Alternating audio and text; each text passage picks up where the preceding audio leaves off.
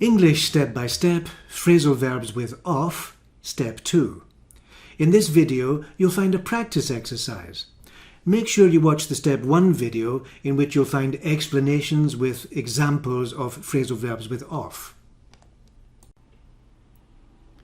So here we have the practice exercise. 10 questions. The first step is to complete the questions. So you can see all of the phrasal verbs on the right: go off, wear off, take off, etc. So find the phrasal verb that you need to complete the question.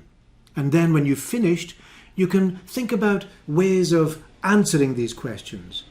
And when you answer the questions, you can use the phrasal verbs. You don't have to write down the answers, but you can just think about how can you use the phrasal verbs to answer these questions.